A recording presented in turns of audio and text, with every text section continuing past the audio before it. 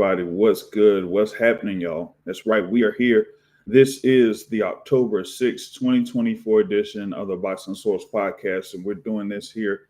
This is going to be part of the new, I guess, transition of sorts here with the live podcast, as we're going to use a different apparatus in order to conduct a live podcast here from this point forward. Hopefully, I'm able to get more in depth into, what, going to try to do here in reference to this. I got to see how this thing properly ties into, not only Rumble, but through YouTube. You know what I'm saying? So the thing about it is that, we want to get this, thing here more about, having more people being able to interact with what's going on through Rumble and through YouTube. Now I'm just, trying to get the whole thing in reference to the whole StreamYard part. That thing is kind of really throwing me back here a little bit. So what I'm going to do is I'm going to pretty much transition over to Rumble to do the live. At the very least, hey, shout out to my guy Trill Clinton, man. Trill Clinton, at least you don't have to fly out reference to getting to this big event here when it comes to December 14th with Tank Davis versus Lamont Roach Jr., right? Like I said, it's December 14th, Toyota Center in Houston, Texas. This is something, that I've been pretty much talking about over the past few days before it became officially official. So folks are gonna, hit up Houston, and a lot of, good amount of people, whether they're around the Houston area or, particularly boxing fans in Texas, kind of know, the backstory there, being around the Houston area. And of course, there are a number of fighters that are based in Houston, so there's that. Also, a number of notable fighters that are based in Dallas. So for those that, number one, want to dismiss Houston overall as a good spot, or they say, oh, that ain't really a good look for having a fight or a fight of this magnitude. Well, y'all really don't know the backstory of Houston, and they've had a number of big events over in Houston before, boxing events and that type of thing too. So can't necessarily dismiss that there, off the rip. That's number one. And number two, right, is that Houston is one of the largest cities in the U.S. They say it's like ranked number 4 sorts, behind what, LA, New York, Chicago, right? So that's the thing about it. And check it out, like my guy Trill saying, right? They don't know Houston, man. They don't know Houston. You feel me? So thing about it is like, hey, man, you gotta understand that there's gonna be a good amount of local folks, local fight fans that'll be out there, going pretty much just a little bit of a drive over for some. But I'm telling you, sometimes the traffic out there, Houston, it'd be crazy. It'd be really crazy. So y'all gotta make y'all plans. I kind of said this before, when it came to, the previous Boxing Source podcast and on the midweek report, we were hinting at, this potentially becoming official over in Houston. I said, hey, there are some spots over in Houston that you'll want to be at in order to, make some good time in order to get over to downtown Houston, right? You don't necessarily want to be, by the George Bush Airport, because that's like north, good ways north of, where you want to be at downtown Houston. You feel me?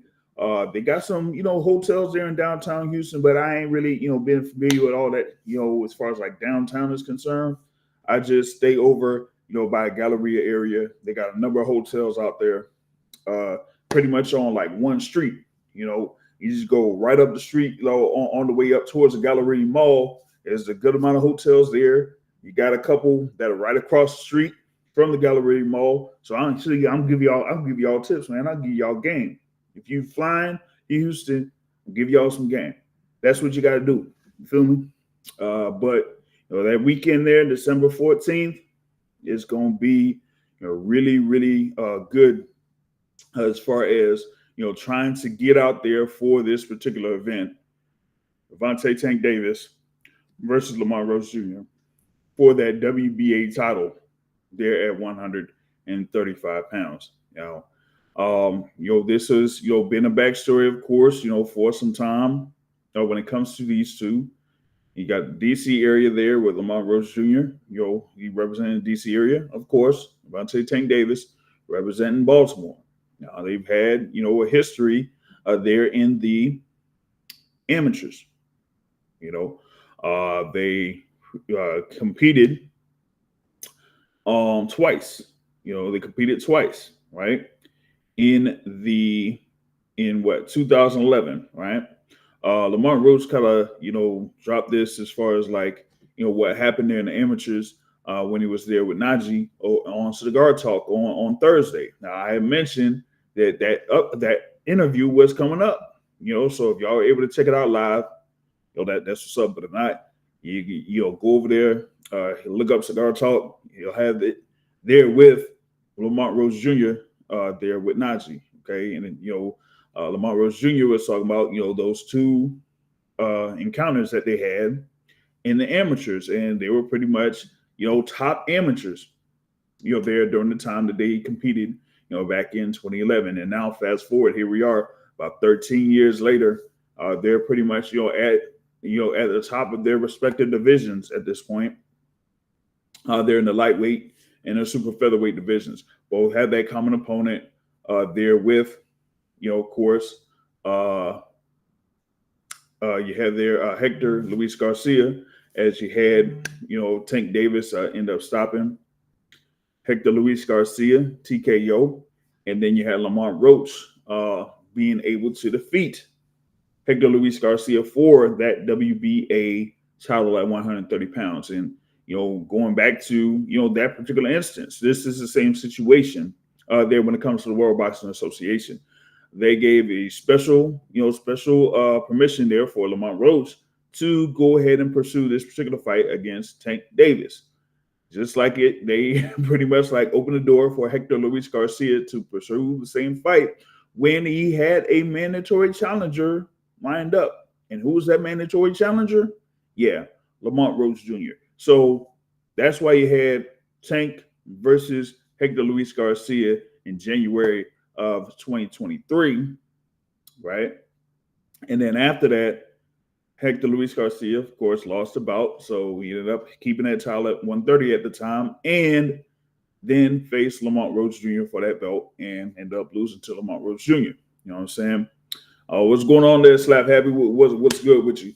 We just saying here, we're talking about what's going down. Like I said, officially official, because about the whole backstory. Kind of talked about this a couple of times. Tank Davis looked like he was trying to, get some opponents after having that knockout over Frank Martin on June, right? And so after that, he was looking for opponents. His first thing, he was trying to get after Vasyl Lomachenko. Lomachenko talking about, hey, man, I'm taking a year off, man. I'm taking the rest of the year off. I'm good. I'm taking the rest of the year off. Then you had the whole thing with Shakur Stevenson. There was some back and forth with, Shakur Stevenson and, what is it, my guy, Coach Kenny Ellis. Shout out to Coach Kenny, right? You probably had something going down there, talking with a couple other folks there on their podcast and whatnot. But I got to catch up with Coach Kenny here later on down the line. But yeah, Coach Kenny, really was looking for having that fight with Tank Davis against Shakur Stevenson.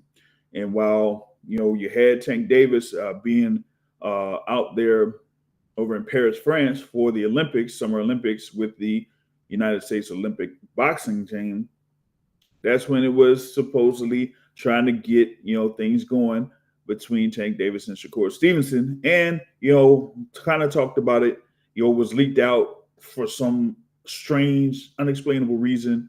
What is it? IFL TV talk about, oh, we got to fight. We got to fight Tank Davis versus Shakur Stevenson. And Shakur Stevenson immediately said, that's cap, right? So they pretty much like shut down that whole deal. Then you had like a article posted on Boxing Scene in reference to Shakur Stevenson as the WBC champion at lightweight. Potentially trying to work a deal there with William Zepeda. That ain't necessarily happened. And then it ended up, of course, Shakur Stevenson signing with Matchroom Boxing, and then getting a fight with Joe Cordina, who got knocked out by Anthony Cassasi. So, nobody really was feeling that. Nobody was really feeling that. But, I mean, bad tough break there for Shakur Stevenson. Ended up, injuring his hand. So he's pretty much out of commission here for the rest of the year. So he was supposed to be fighting October, something like that, against Joe Cordina. That ain't happening. So now you still had Tank Davis looking for an opponent. Lomachenko's out. Shakur Stevenson's out. Couldn't really look for anybody, I guess, around there at 135. So they had potential fight at 140 with the new champion there that defeated Isaac Cruz Gonzalez in Rayo Valenzuela. But according to what Robert Garcia and Rayo Valenzuela, they're talking about, they wanted to fight at 135 and not at 140, and we're champ at 140. I'm like, come on. You could, say, hey, listen, this is the biggest money fight that you could get. You go down there, 135. You can get down to 135. Cool. You have the fight. You win. You beat, as they say, the face of boxing. And then you have that choice of, going back up to 130, 140 or whatnot, or staying at 135. But I guess they didn't necessarily, want to do all that. So they were out. So then that came to the whole thing a few weekends ago, when we kind of said, hey, either we have Lamont Roach Jr. or Gary Russell Jr. And of course, I had the whole conversation there with Mr. Gary Russell Jr. as far as him being a potential opponent there for Tank Davis. But soon after that, we kind of seen the buzz as far as Tank Davis getting a fight made with Lamont Roach Jr. And, as of, or at least on my side, I tried to, get in contact with Lamont Roach Sr. There, but, didn't really have much luck or much success with all that as far as having anything be stated in reference to this particular fight there. So that's why we kind of said, hey, when more of this stuff started to get released and leaked out, then we said, hey, this is getting a little bit closer for this fight happening and actually taking place.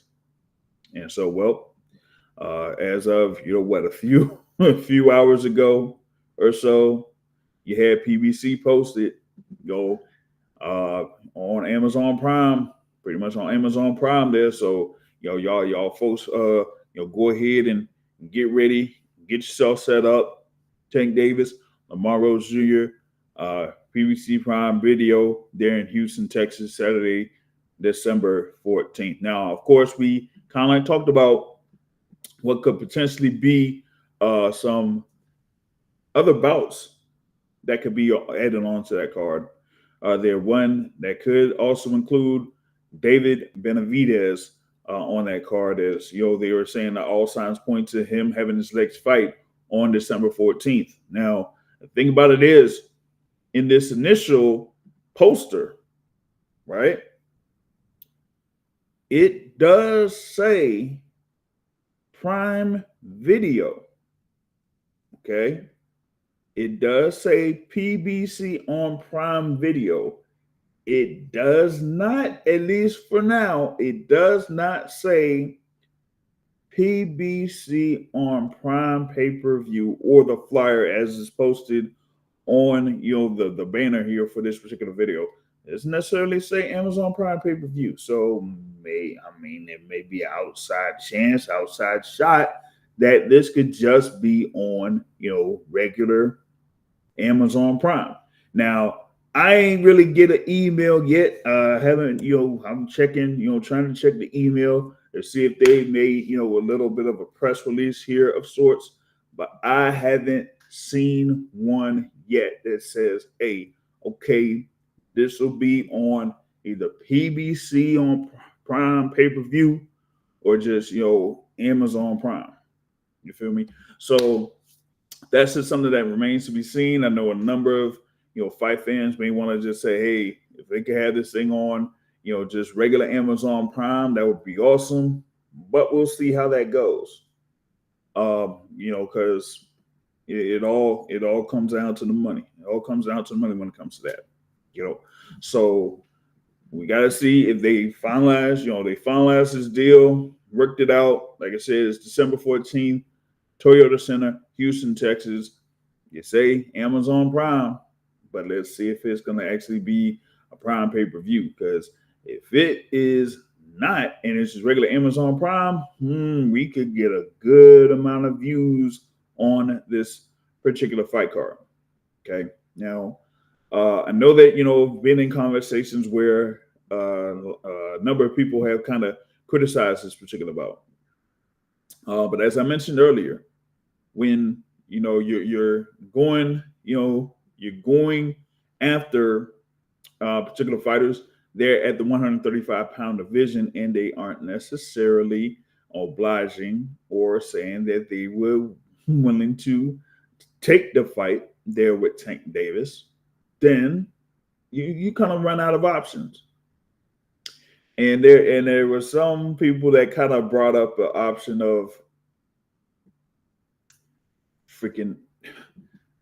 So I don't even know why, but some were actually bringing up Edwin De Los Santos. Come on, man.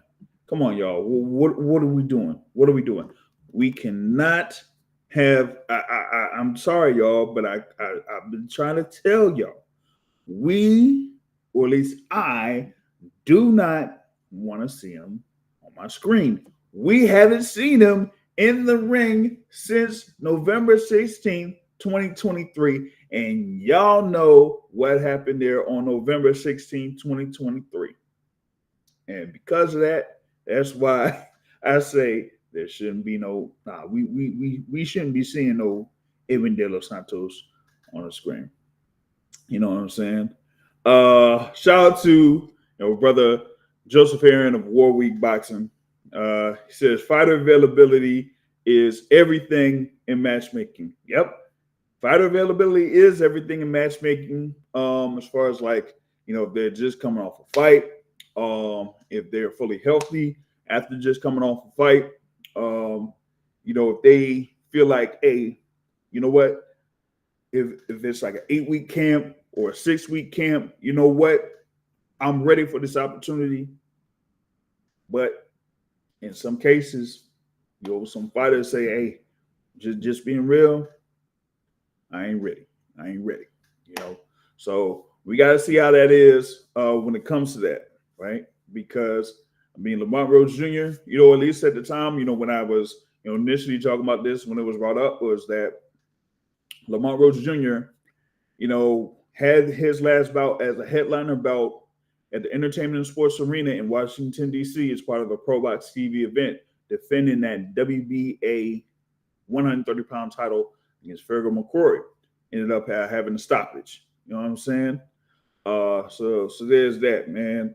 Oh my gosh, shout out, brother. Shout out to Chef. Says rumble in the jungle, man. Rumble in the jungle. Hey man, I'm trying to test a few things out here. Did have like a link of sorts there. I think brother, I think the chef did receive the link.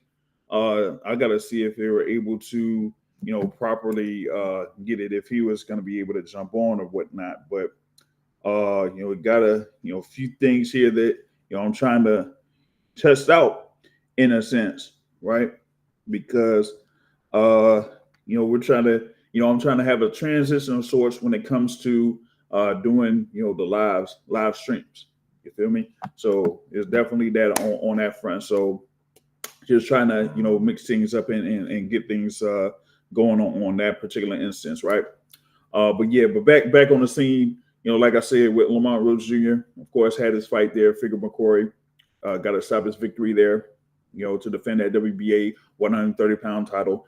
We were trying to see initially there what was going to be next. Looked like they were saying, hey, we want to headline them again, defend that title at the Entertainment and Sports Arena in DC. But we didn't necessarily hear much as far as like anything progression towards that.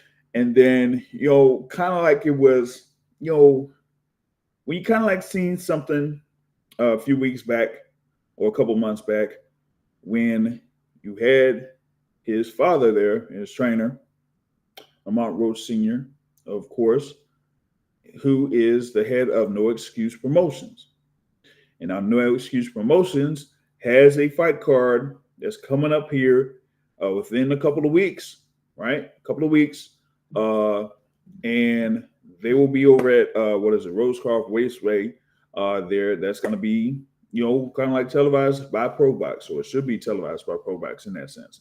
And so with that, you're going to have Jordan Roach part of that card, Ben Johnson part of that card, a number of other fighters from the area as part of that card as well. You should have Francois Scarborough Jr. as part of that card as well, too. I'm gonna have more details on that fight card here probably on the midweek report coming up on Wednesday, right? So with that being said, that kind of says, what's going to be up with Lamont Roach Jr.? Is he going to have a bigger fight, maybe another fight on the horizon? We'll see. We'll see. You feel me? Yeah, man. I feel you. I feel you there, Joe. Yeah, you might have to switch from StreamYard as well, and and then one of those reasons is probably the same reason why I'm going ahead and I'm dropping. I might be dropping it, man. I'm telling you, because this ain't gonna work for me. No, it ain't gonna work. All right, but back to this thing. So with Lamont Roach Jr.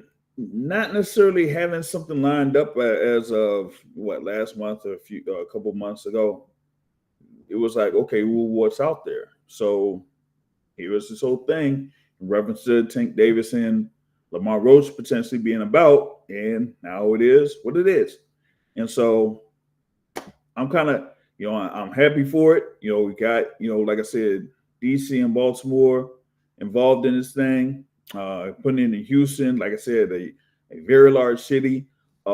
Houston, remember, that could have been the potential site for Tank Davis versus Frank Martin. But Las Vegas said, hey, how about we put some of these funds towards that fight happening here. And so that's what they did. All right, so that's that. Boom. All right. So this is kind of like a IOU of sorts. When we kind of discussed this here with my guy Matt of Brunch Boxing, he said this was kind of like an IOU, right? And you have like more of that when it comes to like Tim Tszyu. We talk about Tim Tszyu versus Bakhram Murtazaliev being over there in Orlando. They were supposed to have that Caleb Plant versus Trevor McCumbee fight card in Orlando, but the injury to McCumbee kind of scrapped that. So when they moved that Plant McCumbee card to the Canelo joint, they were saying, hey, we need something over here. So that's why you have Tim Tszyu versus Bakhram Murtazaliev there. But with the whole thing here with the Toyota Center getting this particular fight, that's going to be a really, really good event. But like I said, really depends on if they're going to go forward and saying that this is going to be a regular, PBC on Prime and not PBC on Prime pay-per-view. Like if you go on their Premier Boxing Champions, page, their Twitter, X, whatever you want to call it, feel me? It does say PBC on Prime Video, not like no PBC on Prime pay-per-view, none of that. or at least not right now. But what we got is the thing with PBC on Prime, right? So that is why I'm kind of I'm like, if they just had this thing on PBC on Prime, I mean, I definitely be for that. I definitely be for that. Um, so that's kind of like how that thing kind of shapes up and works out. You know what I'm saying? Um, and as far as like co-feature bouts, I mean, we may see how this thing works out. I did mention the whole thing in reference to David Benavidez is potentially being included there in a co-feature bout. You know, some have said that it would be against Jesse Hart.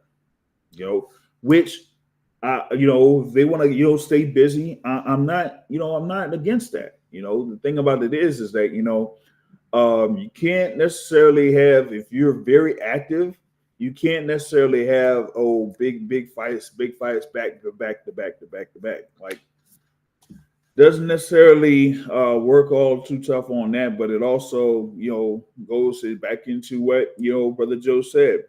Fighter availability is everything in matchmaking, and if some fighters aren't necessarily available, then you can't have them fit into fight some of these guys out here in these particular divisions. So with David Benavidez, hopefully you get more on that. Now, I did have a conversation with his promoter, but can't really get much more into that because there's like a little bit of involvements, with the Muhammad Ali Act. So he can't necessarily provide more detail as to what could be potentially out there for David Benavidez. I mean, he mentioned this to me in a phone conversation. He mentioned it to what it was my guy YSM, brother Jamil Parker of YSM Sports Media last week, or pretty much around that Friday of the previous week, right? So as far as like anything else going on, you'll have to see as far as like anything coming closer to official here within these next couple of weeks. Here we are. It is October 6th, as I mentioned, and this Tank versus Rose fight is December 14th. So a number of folks that would potentially be involved in this fight card most likely have gotten a phone call, so they've likely gotten a phone call and say, hey, be ready, get yourself ready, get in the gear, let's go. So there's that. But overall, I kind of like to say that this is going to be a really, really good encounter between these two fighters. And once again, Tank Davis is there. He competed at the 130-pound division, right? He's also he competed as low as 126 pounds. And with Lamont Roach, I mean, they, like I said, they pretty much been around the same weight class since the amateurs. So there's definitely a lot of history, a lot of backstory behind this particular domestic of sorts matchup. So as I said, I'm looking forward to it. And the thing about it is with Lamont Roach, he ain't necessarily gonna back down or bow down or anything like that. And it's like my guy, Brother Joe, said on an earlier telecast. He said, you know what? We know that Lamont Roach Jr. is coming to fight. Outside of some of these other guys that are out there that are put up against a particular opponent, that they're there to be there, that they're there to get as some say, be there to get a paycheck, and seeing that they just, get through 10 or 12 rounds and not get seriously hurt. Not get seriously hurt and not necessarily compete. And that's one of the big problems there in some of these big events, is that The opponent is there. He's there. He's quote unquote secured the bag, but isn't willing to go ahead and compete and try to be the one to dethrone the top guy that's out there in their particular division or in the sport. Here, at least we know here with Lamont Roach Jr., I know we're going to get a fight. When we saw the thing there with Frank Martin, I knew when it was announced that it was going to be a fight. So here, December 14th, y'all going to get a fight. In the main event, y'all going to get a fight.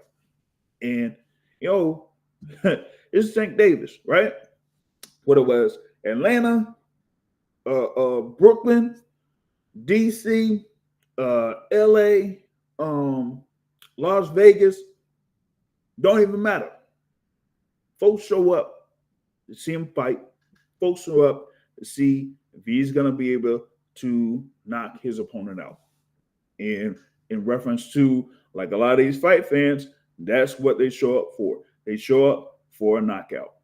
So we got to see if that is going to end up happening here come December 14th.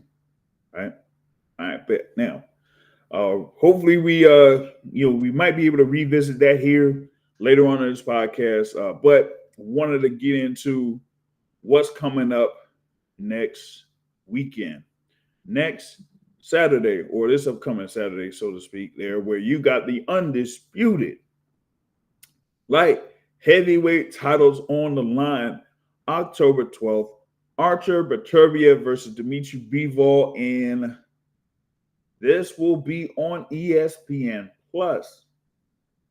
It ain't gonna be on no pay-per-view. It's gonna be on ESPN Plus. Oh man, I'm all for it. I'm with it. I like it. We got these two undefeated fighters, Artur Beterbiev and Dmitry-Bivol. Bivol at 23-0. Beterbiev at 20-0.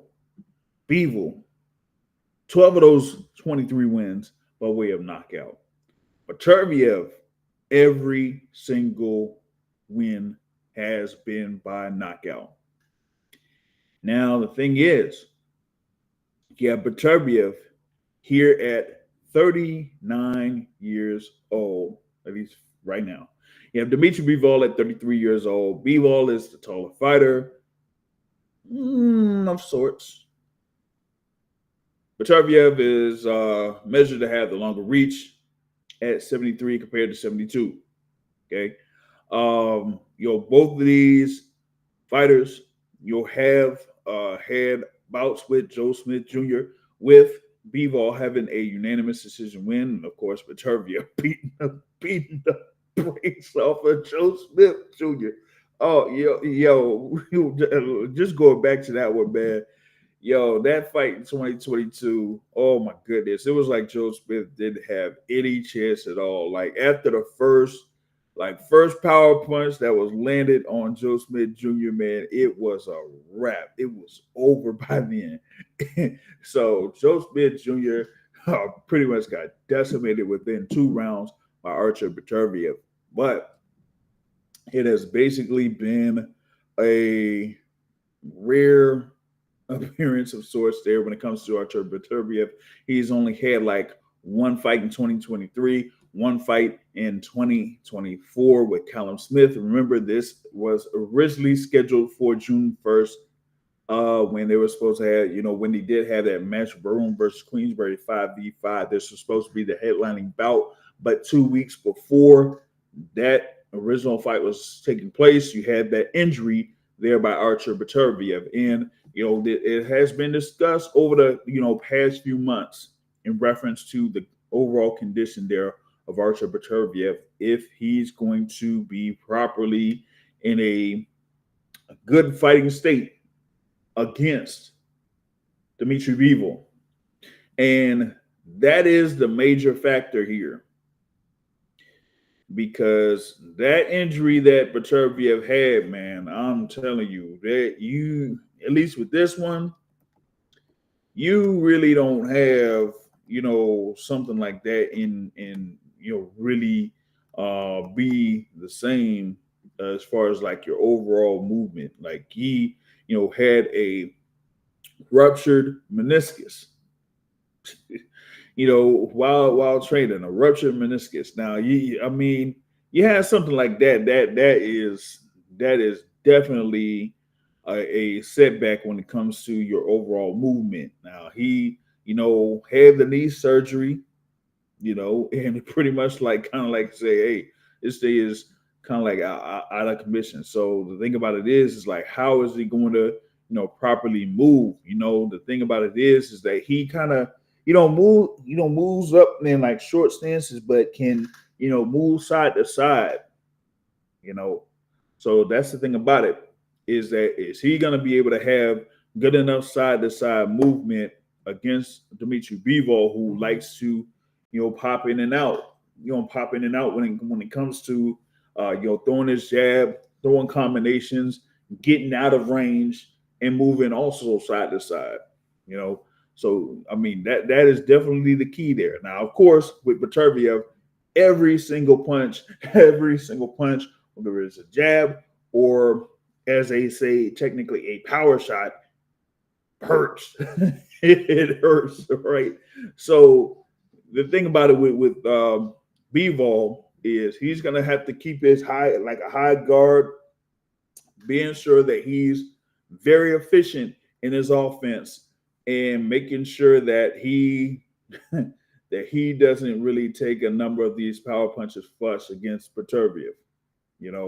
Now, for some time, ever since the fight was originally put together, I've always backed Beterbiev. Always backed Beterbiev. Always.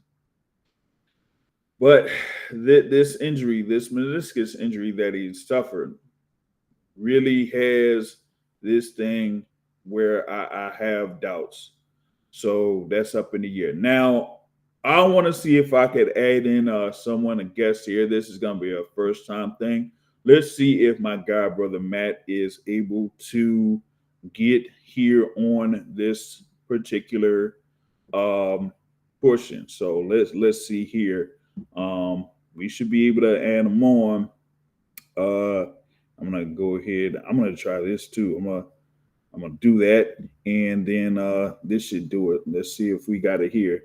If we got everything checked out, hold on a second. You should be able to jump on here. My guy, brother Terrell says he will not need lateral movement as he'll destroy Bivol in 4. All right, so let's see here, man. We got this thing. Should be on auto or whatnot. Let's see, brother Matt, can you hear me first off? I can hear you just fine. Can you hear me? I can hear you. Yeah, most definitely. I'm gonna try, but I'm trying to see here. I can't set up no picture or nothing. What is this? What is this shit, man? You should be able to, man. I don't understand it. Man. And the other thing too is this thing is supposed to at least have you on this joint. You know what I mean? But at least It took me forever to. It took me forever to. I didn't. I had to sign up and all this shit. Oh, man, it shouldn't necessarily have to be over verify. Yeah, no, I had to sign up. I had to verify all this other shit. I'm like, God damn, like what is going on here? Yeah, that's wild. That's wild. But at least you're able to hear you loud and clear on this joint here. But I'm trying to see if the whole thing, man. You should be, well, at least I don't know. Maybe since you're not on there through video, then maybe it doesn't show you on there for that. But yeah, I'm I did bring up the whole thing in reference to Tank Davis and Lamont Roach Jr. And now I'm just looking ahead to this bout between Artur Beterbiev and Dmitry-Bivol. And of course, you had a little bit of post of sorts when it came to this bout. Talk about what you're gonna be there while this fight takes place. But at least for me, I'm glad that it will be on ESPN Plus. That's definitely good there. I think they tried to. I think they may have had the full fight card on ESPN Plus. I gotta, make sure that they have that. But what are you thinking about this particular fight? I think it's a great fight. I mean, I mean, what else can we say? It's a fight that we've been waiting for what, 4 or 5 years now? Mm-hmm. Bivol has been WBA champion at 175 for what, since like 2017, 18, something like that, to that effect. And we know Beterbiev has been champion for a while. The last time he unified, I believe, was with Bosdick, if I'm not mistaken. I know he fought Yeah. Bosdick. Yeah, so what was that, 2019? Yeah, but then So you had the one that I mentioned there with Joe Smith Jr. as Joe Smith Jr. was a WBO champion. yeah. I forgot he was the champion.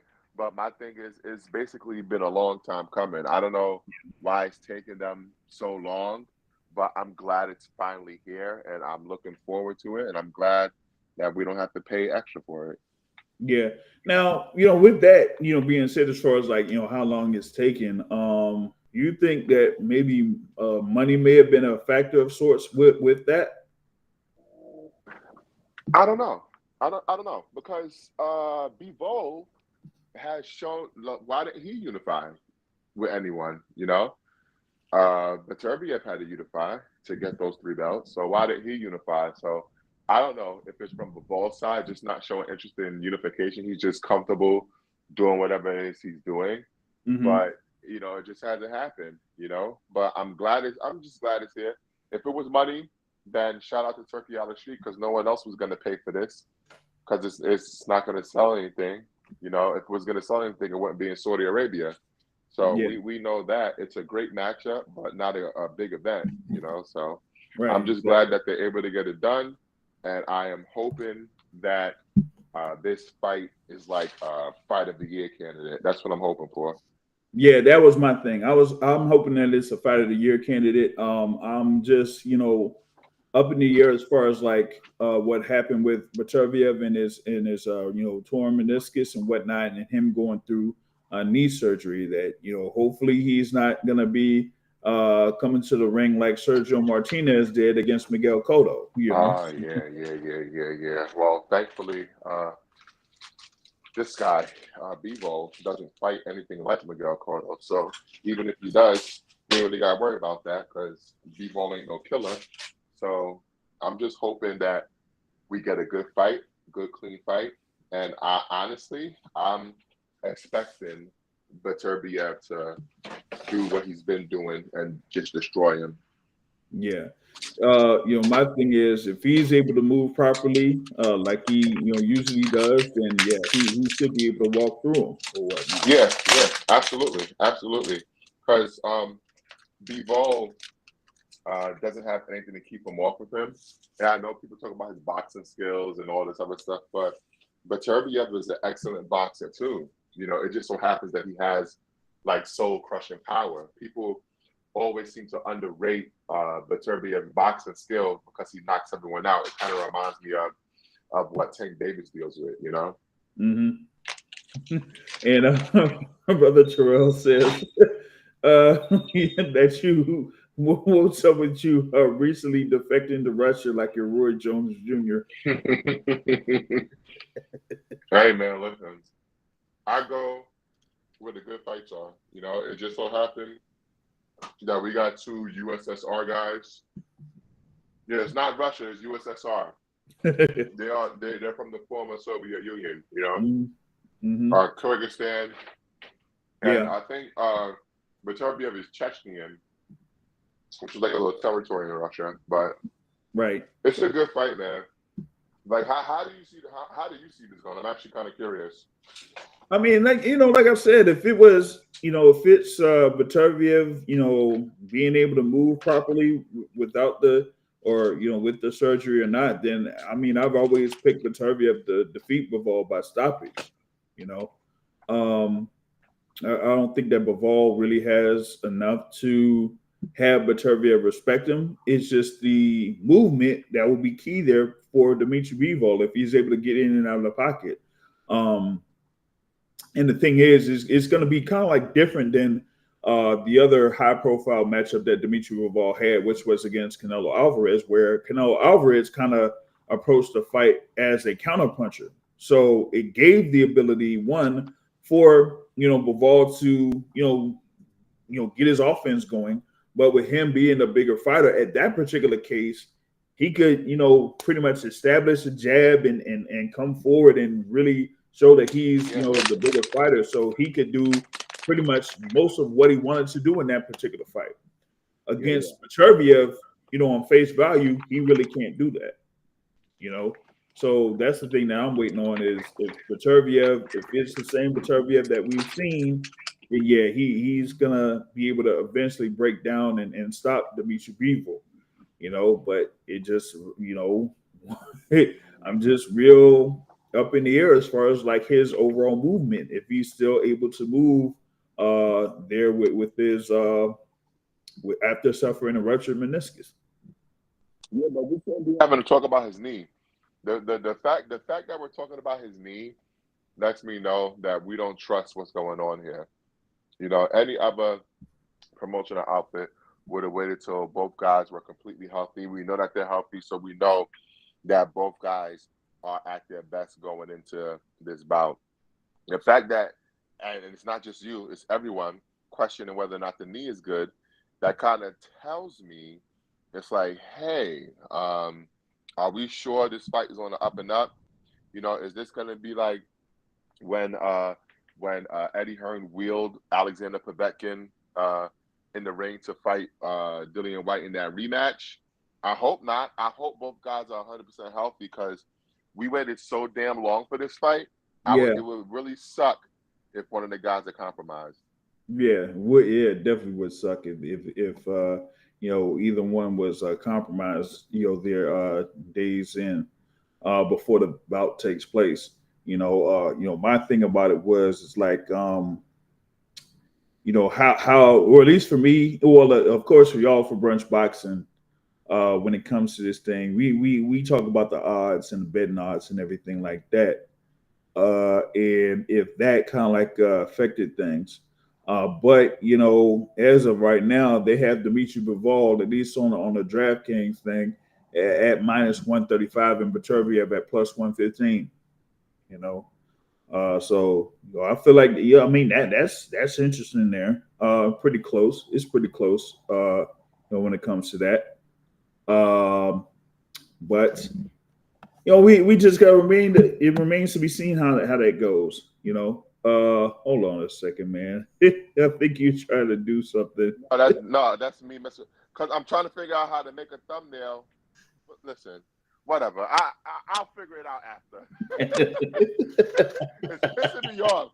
It's pissing me. I hate when people get on your YouTube and it's just the little blank little gray thing. I'm like, dude, have some respect for yourself. Get a fucking thumbnail. Yeah, get an avatar, get a thumbnail, something. Yeah. Now here I am with no thumbnail, no avatar. It's really bugging me.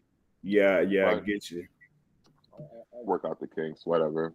Yeah. We'll eventually figure this thing out because like I said, I'm kind of dropping the thing with the yard, man. I'm gonna eventually leave the yard because.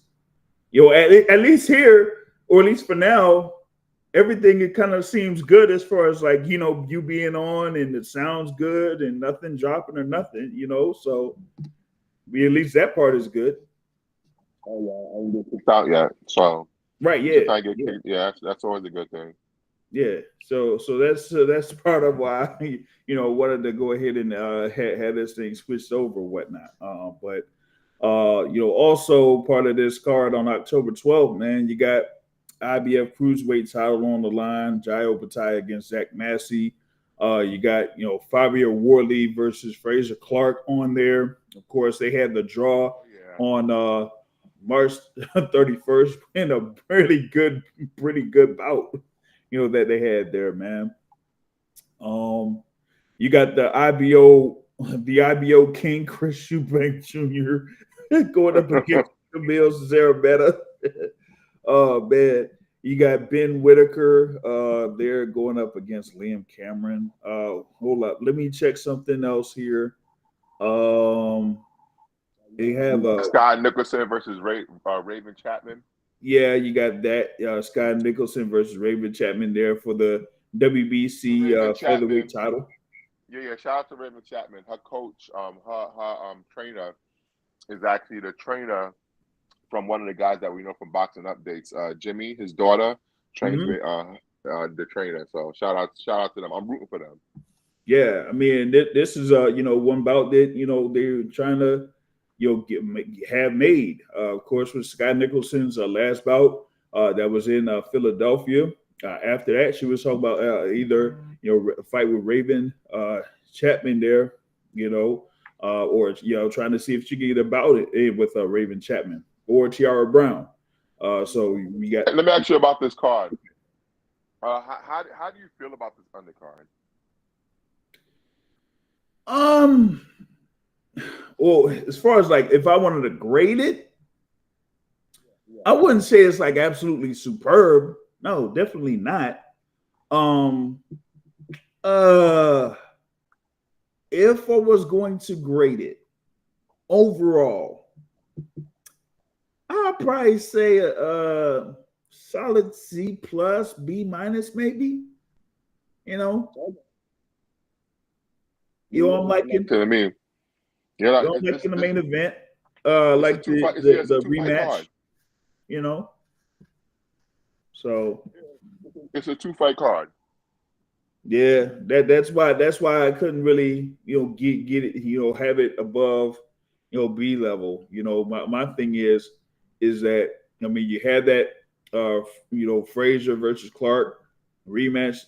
Frazier versus Clark, Wardley versus Clark rematch. There you got Opataya, but Opataya is there in a feature bout of sorts to me, right? Chris Eubank is in a feature fight to me. So is Ben Whitaker. When the thing with Sky Nicholson versus Raven Chapman, that that's one of the bouts that was, like I mentioned, probably one of the bouts that could be there around that top level in that particular division. But you also have Tiara Brown out there, and I'm saying if Sky Nicholson wins this bout against Raven Chapman, do we think that she's going to be facing Tiara Brown? I don't know about all that. So as far as like an overall card, yeah, it's about around that average level or sorts. It's something that I'll be able to sit and check out, because of the fighters that are on the card. But as far as like actual fights, not top to bottom, no. Yeah. But I'm looking forward to Clark versus Wardley. The first one was excellent, man. I love that fight, man. Mm-hmm. And going into the card, I talked about the thing there with the odds with the main event. Here's like one here with Jai Opataya versus Jack Massey. Jai Opataya is at minus 2,000, and Jack Massey is at plus 1,100. That shit could be at minus 4,000. And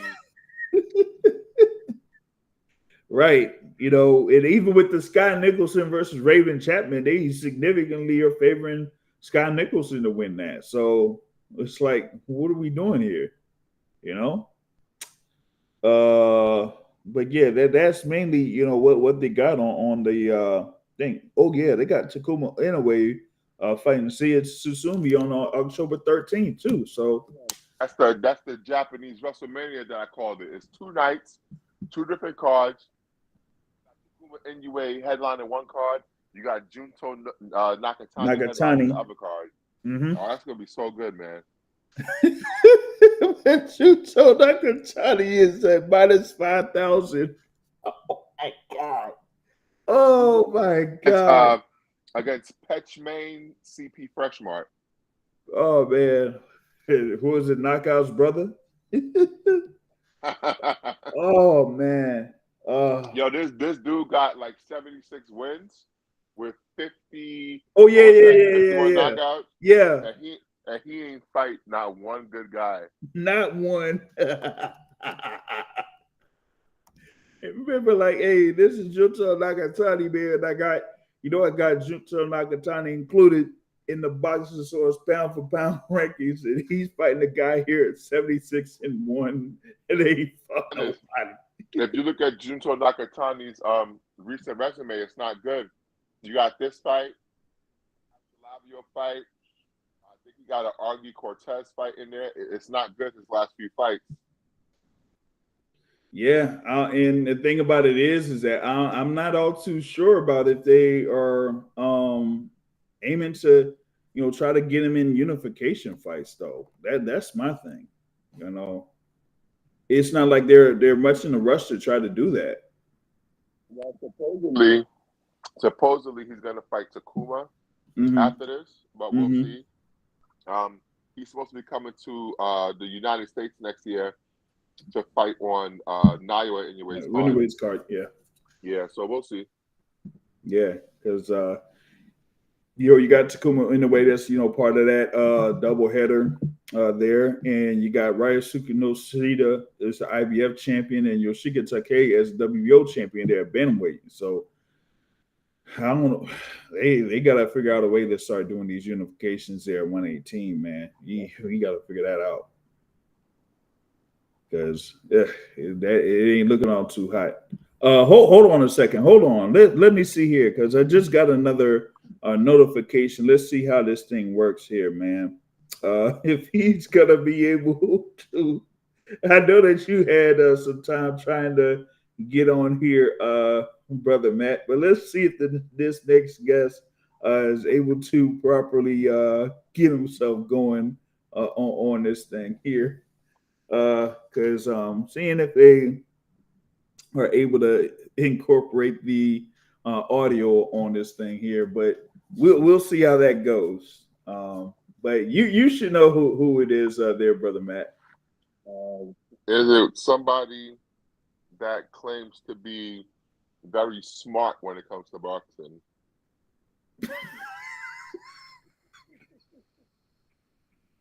Come on, man, way headed man. I'm telling you, I hope he's able to join in. Oh my God, I hope he's able to join in. I gotta be able to do this, man. Come on, he gotta be able to come through for me on this one, man. It's Probably trying to make an account. I think that's what it is. Yeah, I think he's trying to go ahead and make an account on this joint, man. Can I So just speak? Is that how it works? The volume sound weird though. Well, oh I hear man. you loud. I hear you loud and clear. This is the best you've ever sounded. It sounds like it's on the phone. It don't sound like it's on the speaker for me. Oh man. Oh, it's probably Like I got to put my face to the phone. oh geez. Yeah, yeah. Let Like I me not said, say nothing too wild. I don't want Matt to cancel me like everybody else. try to work out the kinks in this particular one, but like I said, making that transition over from the yard. So try to just do this here from this point forward. Do you know how to make it sound more like volume versus like a phone? I have to figure that It's out like a here. phone. I don't know what it sounds like to you, Mike, but you sound regular. I'm telling you, you sound Yeah. crystal clear. Well, I'm saying for you it's gonna sound good, but for me, I want it to be on speaker, not like I'm having a private conversation. I'm in the house, nobody else in here. I don't care what you say. You mean you have to hold your face to the phone to talk and hear us? To hear you, yeah. That's on you, man. You don't got no headphones? Why I gotta be relegated to use headphones when I don't want to use headphones? I'm using headphones. Yeah, maybe you'll get some of this audio stuff kind of like worked out. And I don't see no option like when I press the three dots. Oh, just show you participants. Yeah, pretty much like do that. You know what I'm saying? If I like I need to know what's the options button just so I can switch it from the volume. Switch it from the phone type thing or the audio thing. Yeah. Yeah, so yeah. we'll pretty much be able to get that here in the next couple of weeks or so, or a couple of weeks, a couple of podcasts that I do here, so that all the guests are properly able to figure it out. Join in. But since you're here, we need your breakdown, okay? Because you are the boxing academic. You understand the sweet side. You are the smartest man when it comes to breaking down boxing. So we need to know, who do you have in Beterbiev versus Bivol? So I've never said I was the smartest man in boxing. I'm smart enough to know that I'm smart enough to know that I know nothing at all. Word to Lauryn Hill. But yeah, on this fight, I haven't. Obviously, I've seen both of these guys fight, but I haven't made a definitive pick. So I'll give you my my pick off of just, not a lot of thought, because I haven't really thought about it other than, just seeing these two guys. Okay. So I would definitely lean toward Beterbiev due to his ability to keep the pressure on. And we have seen Bivol hurt a couple different times, hurt to the body, hurt to the head. I think Beterbiev should be able to do that. I mean, he throws with power in both hands, and he has enough intelligence, in my opinion, to be able to land the punches. Now, the wild card, which I don't think this is a high percentage of this, is that will Bivol's punches, for whatever reason you want to say, will they be effective enough to keep Beterbiev honest? And for whatever reason, let's say they are hard enough to keep him honest, then we're gonna have a good fight on our hands, where it'll be the Russian Ukrainian version of Matador and the Bull and stuff. Who's Ukrainian? What are they, Russian? Yeah, they're both Russian. Well, there you go. They both Russian. So the Russian version of don't try to get me canceled, man. I see you've been doing that recently, canceling people. Don't try to get me canceled like other people. Oh, you think he's trying to set you up, huh? He's trying to set me up to get me canceled for no reason. I thought we were friends. But yeah, I mean, I lean toward Beterbiev. But if Bivol can keep him honest, then we're gonna have a good fight. We're gonna have a real good fight. Now, if Bivol can hurt him for whatever reason, like if that speed translate to power, which it can, if he sort of sit down on the punches to try to get the respect, maybe not early, but in the middle rounds, because he'd be dumb to like go out there and try to trade with him early. But let's say like when Beterbiev sort of slow down a little bit and he start throwing harder shots, because he can. I mean, his style is that he throws consistent pressure, and he's sort of like a Russian Manny Pacquiao at a different weight class. You know how he come in and come out, and he just be like pop, pop, pop, pop. He just be throwing them shots and stuff. Punches, yeah. Yeah. So if one of them can translate to power, we're going to have us an interesting fight. But I don't think either of these guys going to quit. So we're going to have an interesting fight either way it go. All right, who you picking to win? Did he not hear me? Did he not hear what I said in the beginning? Yeah, I think he missed that one. I think Beterbiev should win, but I hope it'd be a good fight where we get some drama, big drama show. A big drama show. Oh my God. A reference to Gennady Gennadievich Golovkin. Oh my goodness. Hey, he's the most important fighter in the world right now. According to Is what? Gennady Gennadievich Golovkin? Yeah. He's the most important fighter in the world. Oh goodness, man. Oh boy. I'm guessing y'all all picked Beterbiev too. Yeah. I mean, I am. My thing is, we got to see how he responds to the surgery that he had on his knee. So he had a torn meniscus that postponed their fight that was originally scheduled for June 1st. So, and he's had a series of injuries over the course of his pro career. So we got to see how this goes, man. But some folks are saying like, hey, if Beterbiev loses this, depending on the method of loss, it might end up being his last fight, but we'll see. Why would it be his last fight? Cause Almost 40. Yeah, 40 years old. Oh, he old. Yeah. So now with that sort of in the mix, I didn't know he was like old, but I guess he is old. Yeah, he's 39, about to be 40.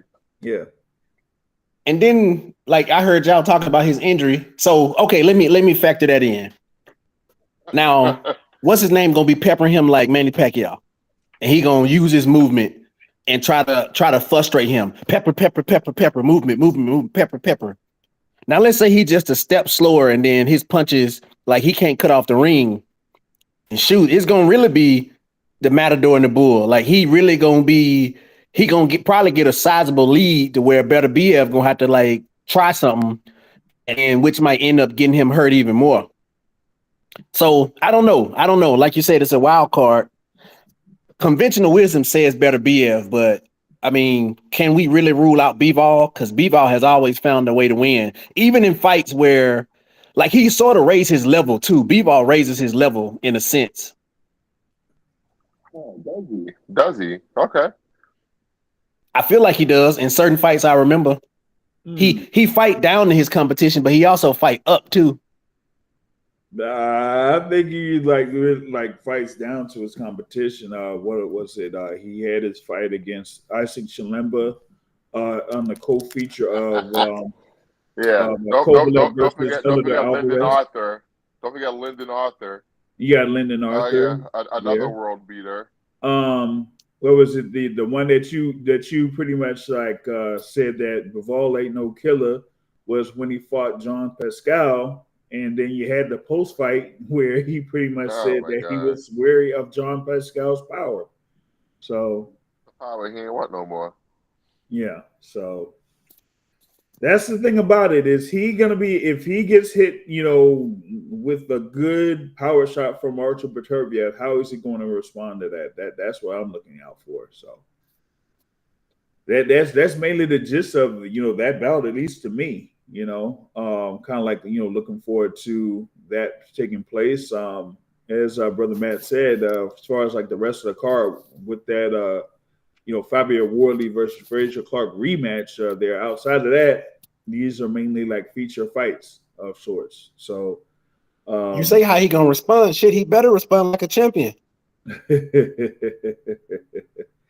Yeah, he should. But hey, we've seen cases where some folks ain't necessarily able to do that. So I'm gonna go out on a limb and say, with his Russian background, he ain't gonna go out like no. Oh, okay, gotcha. And as I mentioned earlier, Bivol. Let me say one more smart comment to mess with Matt. he might be too focused on his outside stuff to where he can't fight for real because people clowning him. I know where you're getting at with that one. Because I got a comment I'm gonna say to Matt offline. Because if y'all have been following Brunch Boxing and Brother Matt and Brunch Boxing, there is a certain topic there that's at the forefront of Brother Matt's page there that involves a certain person that was, in a sense, directly involved with one of the fighters. So you want to go ahead and get more information on that, you get to check out Matt and Brunch Boxing, or look up Brunch Boxing and kind of find that particular article. Okay, so there's that. Also just revisiting this whole thing here, since we got our guys, Brother Matt and the Box Academic here, as it's officially official. I gotta go ahead and you'll go ahead and check these airfares and all that type of stuff. I ain't got enough points on my whatever airline account for me to get like a free flight or nothing like that. So we got to figure out, okay, let's see, over to Houston. It's in Houston? Yeah, the Tank versus Lamont Roach. So let's see here. Good, I usually do Thursday to Monday. Wait, Thursday. Hey, JR. Yo. Any way I can help you cover the fight? It could be there. We could potentially get that. Wait a minute. What is this thing doing? Yeah, that could potentially get arranged there. So you gotta get some. It could be arranged. It could be arranged, It or could be arranged through your boy over here. Don't forget about me. Don't forget about me. Yeah, but I mean, hey, you gotta be able to see if you can make it. So I gotta figure that out. I ain't going. No, I ain't going. Trust me, I ain't going to Houston. I ain't going. Oh, I'm good. I'm good. come on. Oh, come on. Hey, I represent whoever. Ooh, actually, this ain't that bad as far as like Miles is concerned. But yeah, that's what I usually do. Try to get in there the Wednesday or the Thursday, and come on, hey Tip. I mean, like we were saying, it's basically an IOU there. That's why they're fighting over in Houston. You know what I'm saying? Oh shoot. What's the IOU supposed to mean? That when they had the whole thing with Tank Davis versus Frank Martin, and a lot of people were thinking it was going to be in Houston, Texas. Up into remember even Tank was saying like, hey, we had like a particular date in mind, but for some reason, you had to think they were what he was saying. Megan Thee Stallion had a concert, on that particular date, so they were saying they were going to do it the following week, and then Vegas said, hey, we want this money. I mean, we got this money, so we're gonna give you this money to have the fight over in Vegas, and that's pretty much what went down. So with that being said, Houston, the Toyota Center lost that event, and so here with this next one doesn't necessarily put much on the books, I guess, for for Houston. So they say, hey, you just go ahead and have it there. Now, for Matt, you saw the post there through Premier Boxing, and you saw the flyer on there for Premier Boxing. And one of the things that I saw on the bottom of the flyer is it said Prime Video. Does that mean potentially that this bout or this card will not be on pay-per-view? It's gonna be on pay-per-view. No, it's gonna be on pay-per-view. So I did notice that too. So I went back and looked at the Canelo poster. At the bottom of the Canelo poster also said Prime Video. Okay. Yeah, because I ain't really had time to kind of like go that far back as far as like their posts there to see if it was like the one part that is interesting though, at the top of the Canelo poster, it did say PBC pay-per-view. Yeah. Now this doesn't say PBC pay-per-view, right? But I was able to go to Tank Davis's what is this thing called? Instagram. Yeah, Instagram. I went to his Instagram, and on the Instagram, he had posted, it said pay-per-view. Okay. But that was the post that he had deleted. Let me see if it's still up, because the blue one said pay-per-view.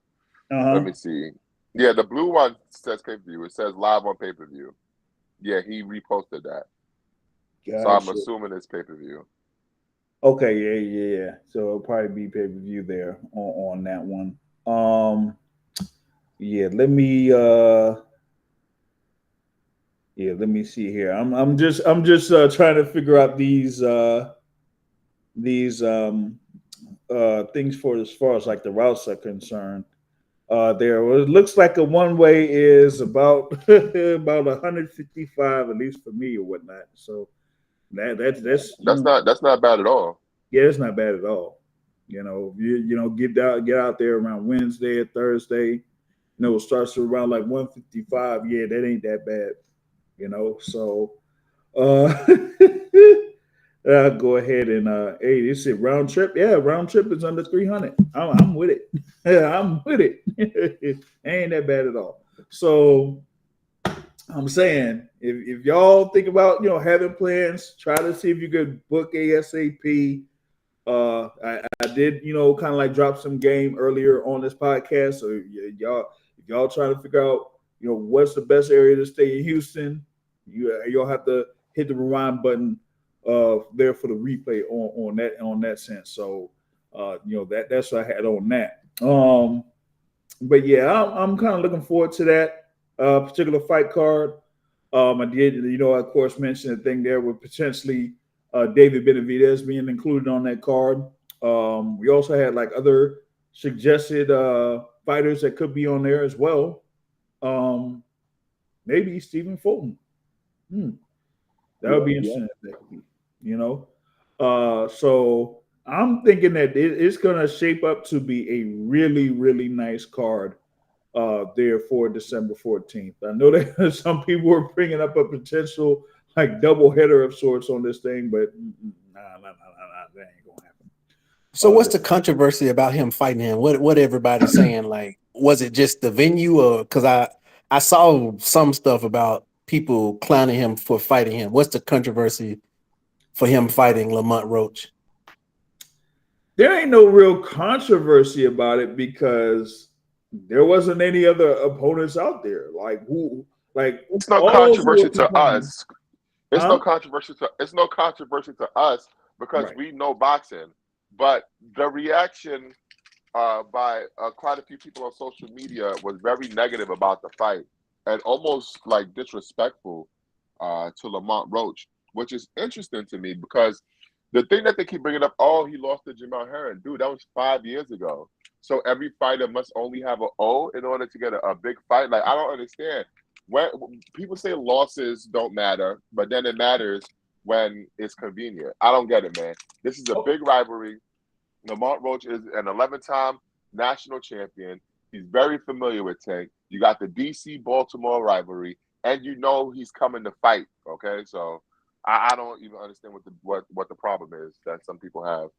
The problem is Gervonta Tank Davis that is having this particular fight against whoever it's going to be.